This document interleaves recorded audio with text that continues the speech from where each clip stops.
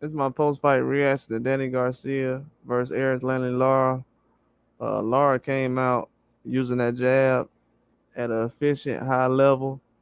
Um, he wasn't really trying to move around the ring that much. He was on his front foot most of the fight. Danny Garcia was looking to counterpunch. Um, he had been out 26, 27 months. He's been out a long time. Hasn't fought in over 2 years. So he definitely had a lot of ring rust. And as somebody had told me in the chat, I didn't even know this. They were fighting at a catch weight. So I'm thinking they're fighting at 160. They was fighting at 157. And that kind of caught me off guard, surprised me a lot. But that was a huge opportunity for those guys to fight for a belt. So I don't think Danny Garcia was going to turn it down. And for him to go into that fight, if Laura would have been throwing a lot more combinations, I think Danny Garcia would have had a chance to actually counter him. But Laura didn't give him that opportunity. He wasn't going to just let Danny Garcia come in there and um, counterpunch him all night when he know that's Danny Garcia's MO. So Laura's a very smart fighter. He definitely wasn't going to give Danny Garcia the chance to dominate him in that way. And he knows that Danny Garcia is a good fighter. He definitely not surprised by how long he was able to stick around and anything like that. But at the same time, that is a very hard task to try to go in there and compete with a guy like Lara who's been active for so long, doing it at a high level.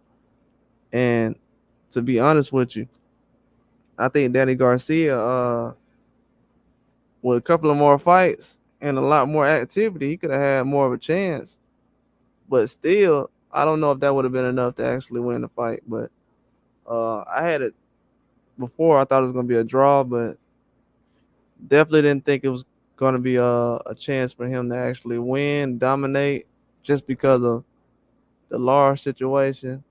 Um, he's at a high level still. He's 41 years old, and it's still hard to stop him, man. A lot of people can't deal with what he brings to the table. And if Danny Garcia, for him to actually get dropped in the ninth round, and for them to throw the towel in, that kind of lets you know that it was a tough fight, man. It wasn't really something that he was able to get through all the way. A lot of people feel like he basically quit in the fight. I mean, after 2 years, I wouldn't say it was quitting. His dad threw a towel in. He knew what time it was. He was gonna get dropped again and again, and he just basically saved him from getting the worst of beating. He wasn't really putting out a lot with his punch output. It was very low.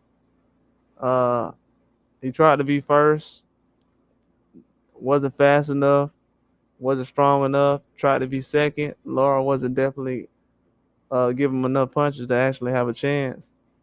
So that's what led to him declining throughout the fight and having no answers. He couldn't really punch. He couldn't really counter punch.